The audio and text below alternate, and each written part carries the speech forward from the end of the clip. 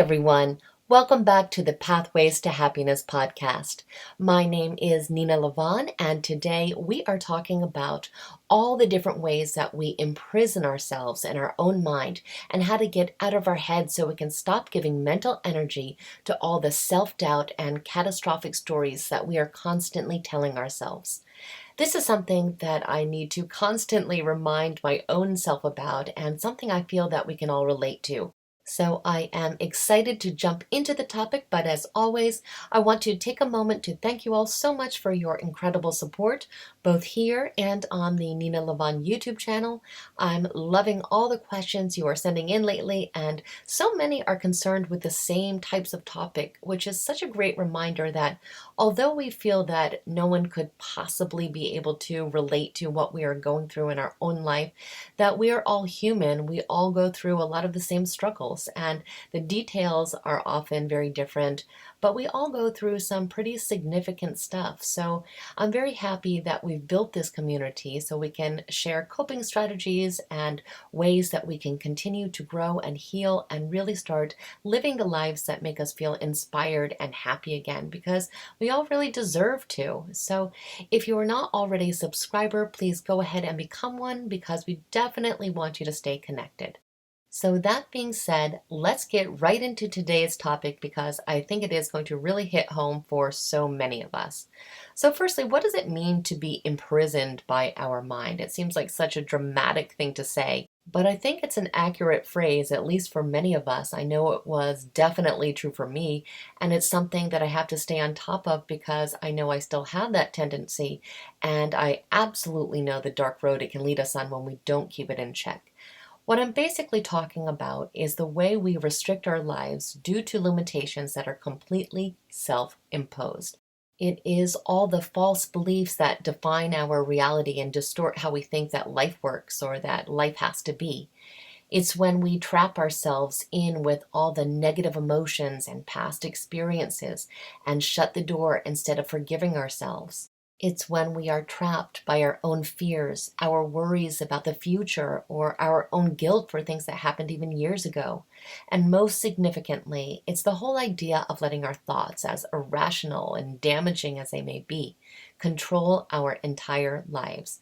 And so, yes, that sounds dramatic, but that's because it is dramatic. And my guess is that it probably sounds really familiar. And sadly, this is how I used to live my whole life. I was still functioning. I still went to work. I still fulfilled most of my obligations, but my internal world was a mess. And it eventually started leaking into my external world, because when you have been imprisoned in your mind for long enough, you really start losing touch with reality. Everything just seems terrifying and overwhelming after a while. And we start to feel like a victim, or worse, we have no idea we are even engaging in this behavior. So we just continue on like this for years and years, thinking that it's normal or okay to be miserable all the time, or to be living in fear, or to be constantly waiting for the other shoe to drop. So, spoiler alert, while it is normal in the sense that this type of mind imprisonment affects just tons and tons of people, it is definitely not our natural state of being, and certainly not healthy for us in any way, shape, or form. The good news is that we are the ones that locked ourselves in there in the first place, and we are the ones that can also set ourselves free. And yes, it can absolutely be done, and that is what we're going to be talking about today. The first thing I want to say is that once we get into this state, once we really become fixated on a hurt or a fear, the natural reaction for most people is certainly not to address it or to try to overcome it. Most of the time we want to control it or to avoid it. So instead of ripping off a Band-Aid, we just keep adding more and more Band-Aids. We might engage in self-medicating behavior, or we might just try to live our entire life in a way that allows us to work around the issue so we never have to face it. And this might mean that we have to really go out of our way or to start to avoid things that we actually really care about, because we just have this story in our head that is so upsetting that we would do anything we could possibly do to not have it come into fruition. And it usually doesn't even stop there. We just build and build on these stories, and eventually we have this whole world created in our mind that we feel that we can't get rid of, we can't get out of it. And it doesn't matter how irrational it might be, because to us it's plausible. It crossed our mind and we just jumped on that train of thought, and with time, it just gets all consuming. And after a while, we just end up living in survival mode, not enjoying life, not fully living life, just trying to literally survive, trying to avoid all the things that we are worried about, and trying to desperately control situations because we are so afraid of the potential outcomes. And we think there is just no way we could possibly handle it if something happened that wasn't perfectly lined up with our comfort zone. So, being imprisoned in our mind can lead to complete inaction and inability to move forward at all, or it can be constantly leading us to endless frantic action because we are terrified of any other outcome than the one we want. So, think about it for a second. If this is resonating with you, think about all the areas of your life that are being affected by this. Listening to these toxic voices in our head keeps us from living our life fully or from experiencing any true peace in our life. We are always on the edge. We are always looking over our shoulder. And fear begets more fear, meaning that the more we engage in this behavior, the scarier the world seems to be. And the more these worries get cemented into our psyche, the more real they actually feel. So it's really just this unending cycle. And the line to reality starts to get more and more blurry. And again, I know this firsthand because I've been there. I know how it feels to just be locked up in our minds, to lose sight of what's really going on, and to lose sight even of our own potential, really. Our life starts to get constricted because we eventually only want to take part in the things that don't touch upon these hurts and fears and insecurities. And it is just definitely not a fun place to be. So, before we go any further, I want to quickly address a question that I got a few weeks back, which asked, is fear ever useful? And the answer is yes, it can be useful and it can be helpful if it is a healthy, rational fear. In these cases, it keeps us from unsafe situations and clues us in that something isn't right. Fear is important even to our survival as a species, but what has happened for so many of us is that we are not experiencing fear because we are being warned of real danger. We are experiencing it just because we have created it in our own mind. The fear is still valid to us, though, and we may even get physical signs that prove it. We can get tight in the chest or butterflies in our stomach. We could have a racing heartbeat, get chills or hot flashes, or even feel like we are choking. All these things can really happen, even if the cause of the fear is completely in our own minds. This is how powerful our brains are. And we're the only species that can do this, by the way. We're the only ones that can imagine a future situation and suffer in the present with even these scary physical symptoms simply by thinking about all these things that are frightening to us. And you might be thinking that for you, it's not really fear, it's just overthinking and rumination that is keeping you in your own head. But we have to understand that that is also a type of fear. It's the fear of making a mistake or making the wrong decision, or the worry that you did make a mistake or a wrong decision. But at the heart of it, the fear is still present. Most of the time, when we are trapped in our mind, the central theme really is some kind of fear, and that's why it can be so difficult to get out of it. I know they always say to imagine what your life would be like if you didn't have fear. It's such a cliche thing to say, but if you have never sat down and actually done this, I want you to go ahead and do this right now, as if you have no fear at all. As if you were 100% confident, if you could accomplish anything you wanted. Would you look the same? Would you have the same job? Would you live in the same place? Would you think the same way about all the things in your life? Would you make the same choices? Would you go to the same places? Would your life be more fulfilling? Would it be more peaceful? Would it be more authentic? What would it be like for you to live without fear? If we take a moment and look at how we answer these questions, it is probably pretty obvious that self doubt and fear are holding us back from living the life that we really want to live. Or maybe we've already convinced ourselves that we can't dream any further, that we've created a ceiling for what we can do and accomplish, and that we've already hit that. And when we get to this state, sometimes we don't really even let ourselves dream because we are just accepting what we have. We believe we are condemned to live the rest of our life this way because that is the story we have been telling ourselves over and over and over. But trust me, it is not the case. You are not truly imprisoned because the prison cell is one that you yourself walked into. And we all walk into some kind of mental prison cell, at least at some points in our life.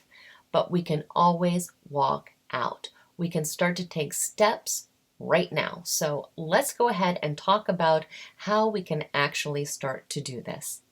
So the first step is that we have to learn to question our thoughts. We automatically get into the habit of believing whatever thought pops into our head. And the way I personally learned to really question these thoughts is through a type of therapy called cognitive behavioral therapy. And if you've been listening to this podcast for a while, it's something that I mention all the time. I have a video that I made about it on the YouTube channel. You can search it up, or if you are listening to this podcast through YouTube, I will go ahead and link it down below so you have the resource. But that video is going to really, in a very detailed way, walk you through the process. Now, this is a therapy that you can do yourself, or you can certainly do with a therapist. But we have to stop confusing fiction with fact. We need to show ourselves, as real as they may feel, that so many of the thoughts that consume us are completely irrational. So if we are going to use the technique of cognitive behavioral therapy, which is sometimes called CBT, as a self-therapy, it often helps to take an hour or two to write it all down. Every negative story in our head, all the fears, all the worries, all the regrets, everything, because we need to know where we are starting from. We also need to identify any troubling situations or conditions in our life. And they could include things like a medical condition, a job loss, a divorce, a damaged relationship with a child or a parent, any grief we are experiencing, any envy or jealousy, anger issues, anything. Write it all out. And then we have to write out all the stories we tell ourselves that are connected with any of these things. So part of the process with this therapy is becoming aware of our thoughts and our perceptions, our emotions and our beliefs, and looking at the meaning that we attach to these feelings or situations. Many times, without realizing it in our mind, we're kind of creating these distorted equations about these different situations in our life, such as, if my friend doesn't want to spend time with me right now, I must be a bad person that's unworthy of love. Or because I lost my job, that means I'm hopeless and that I'm never going to amount to anything. We make these conclusions and we may not even realize that this is what we are telling ourselves, but it's there. These are the types of thought patterns that we're engaging in over and over and over again. And imagine what this is doing to our self-esteem and our self-confidence.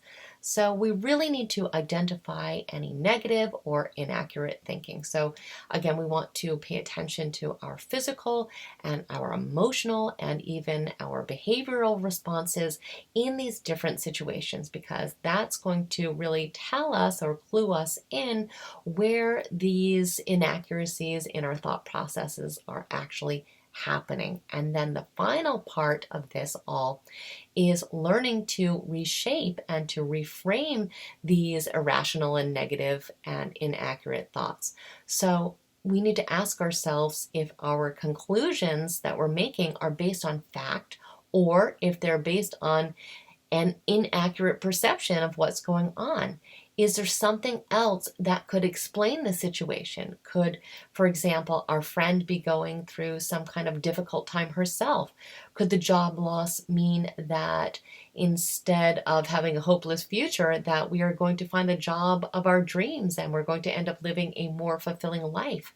Of course, these things could equally be true, but we're so used to picking the worst case scenario thought and just believing that to be our reality. It's a habit.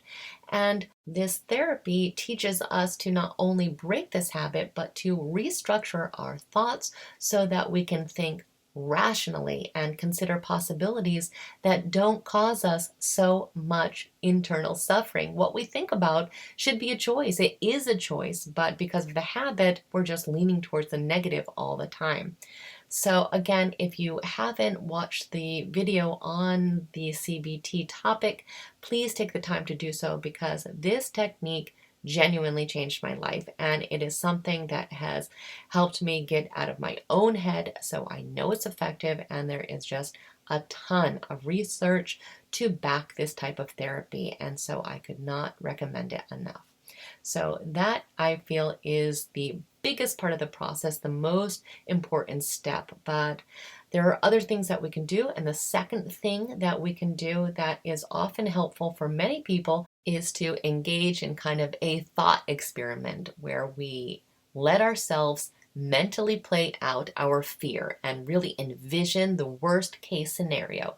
We want to make it as bad as we can. We want to envision the whole thing from start to finish.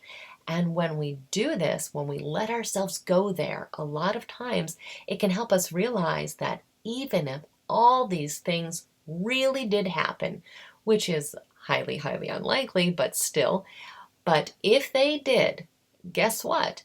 We would still be able to manage the situation. We would survive. We would somehow find a way to get through it, just like we have gotten through everything else we've ever gone through. The fear is completely in our own mind. And always the things that we envision are so much worse than the actual experience. And even the physical signs that we feel that we talked about earlier that we experience when we do envision these things are often worse than if they really happen. So that is a technique that is effective for a lot of people. It's kind of like a soft way of facing the fear and then realizing that, yes, that would probably be terrible if it all played out that way, but I got through it. I've gotten through everything. I never give myself credit for everything that I have gone through. That's what you need to tell yourself. You need to be a cheerleader and remind yourself all the things that you've gone through, even the things that were just things in your own mind. Because again, like we talked about, having these irrational thoughts in your mind and having those physical symptoms that are associated with them, that is very difficult to go through. And you've gone through that many, many, many times. So if you were to actually face this fear in the way that you are thinking it's going to play out in your mind, you will get through it. And chances are not going to happen in the first place. And chances are also that the way you envision it is much more traumatic than what the reality would be. So again, that is a technique that you can try. Another thing that we need to do is to remember that we have to be in the moment.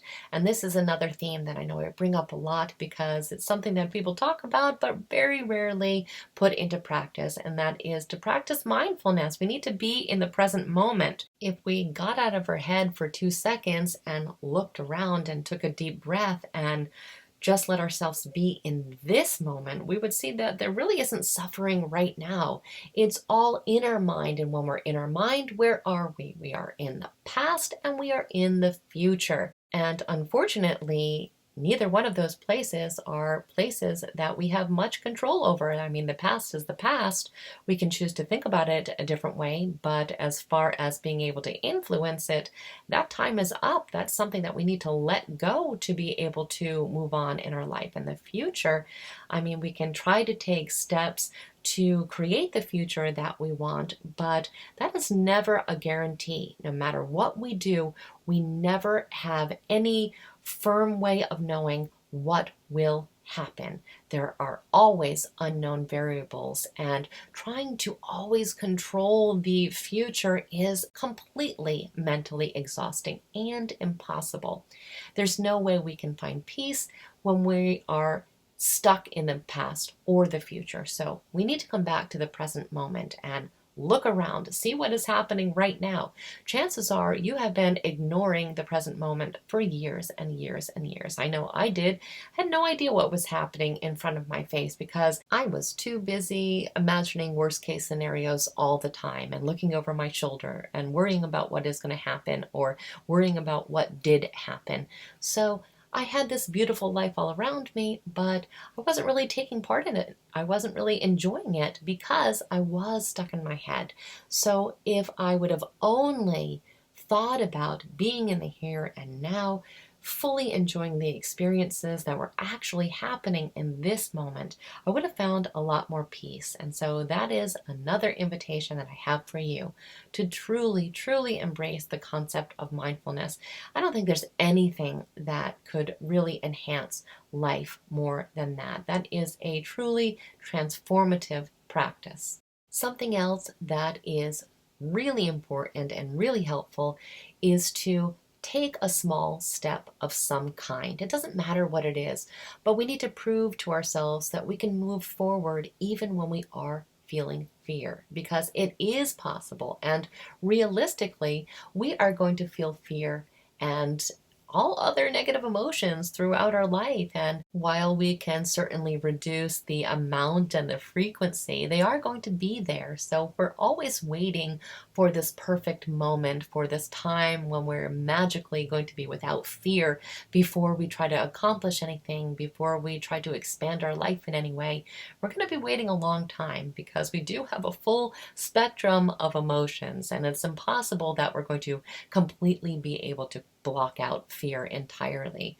So while we can manage it and we can make improvements in this area, we don't want to stop ourselves from taking steps forward until that happens, because again, it's never going to happen fully and it may take some time. And usually when we do take even the smallest step forward, we prove to ourselves that yes, we can do this. We have control over our lives. I know sometimes we don't believe that to be the case, but that is always the case. And when we just inch ourselves out of our comfort zone, out of our comfort nest, we're going to start seeing the reward that is attached to doing so. And if you don't even know what you would possibly do if you were able to get out of your head, then you need to put some effort into thinking about it. Give yourself some exciting and inspiring reasons to get out of your mind. You can make a vision board or a Pinterest board that reflects everything you want your life to be, everything you could be doing or feeling if you weren't consumed with fear. Really brainstorm. Any reality is possible. So you want to think about all the things that you've always wanted to do, all the things that you've been too scared to try, and write it all down, put it on some kind of vision board, like I said, or in some kind of a scrapbook, something, but get it all in one place and start to get inspired about what the possibilities for your life are, because they are endless. You can truly make your life anything that you want. You can completely 100% change course of your life. And so sometimes it just comes down to figuring out what you would want to do. Where should you start? So when you have these ideas, then you can start to, again, inch out of your comfort zone, because you're going to have places that you want to go. These are goals that are going to start to drive you forward. So that's an important step. And that's a fun step, but it's a step that sometimes we miss because when we are so imprisoned in our mind, we don't allow ourselves to dream. So that is something that can really be helpful. Another thing that is helpful is to notice when we start those negative thought patterns and to learn to pause, to notice and to stop that train of thought. We can distract ourselves with a pre designed activity, or we could have a personal mantra that we say to ourselves, such as, this is not reality, this is just a thought, and I can choose to have a different thought, or something like that, whatever you find comforting and empowering. It can be initially very challenging to break patterns, but that's all this really is. It's a pattern, it's a habit, it's a huge destructive habit that causes a whole lot of suffering. But as humans, sometimes we want to cling to things even though they cause suffering because they're familiar, and we have to commit to this because it is life changing. There is a freedom that can be found if we do stick to really questioning these thought patterns and pausing when we notice them and just kind of rerouting ourselves into another direction. Another thing that can help with this is to journal regularly and to then have a weekly review of what we have written so we can analyze it ourselves and think about what we are seeing in our own words and think to ourselves, if someone else had written this, what would we say to them? We want to see if any of our limiting beliefs or our negative automatic thoughts are creeping into even our journal. And if so, we want to again walk ourselves through that same process of the cognitive behavioral therapy. We want to question what we are writing and really determine if these thoughts are rational or not, and then really try to reframe them.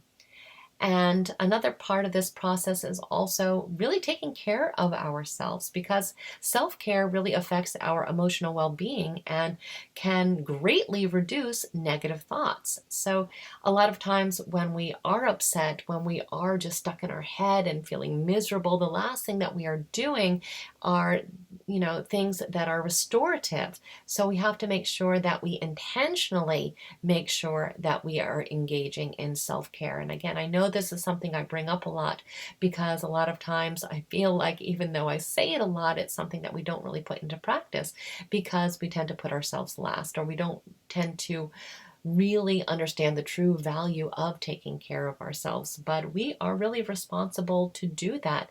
Got to make sure that we're sleeping well, that we are eating right, that we are exercising. Exercising is huge. It puts us in another state, it recharges us, and it's proven to be helpful with anxiety.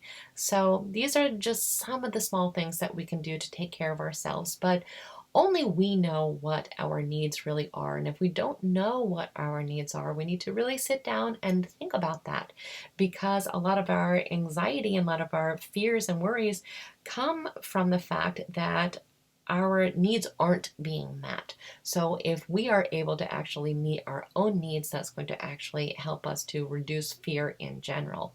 So just another reason to really be very diligent with our self-care. And please, please, please do not feel guilty about spending a time on yourself. It is so necessary. It is so important to both our physical and mental health. Another thing that we need to do is we need to learn to be okay with making mistakes. And this is something that has taken me years and years and years to get to the point where I can forgive myself for making mistakes, and I can understand that mistakes happen. It doesn't matter how much we plan, it doesn't matter how good of a person that we are still going to make mistakes.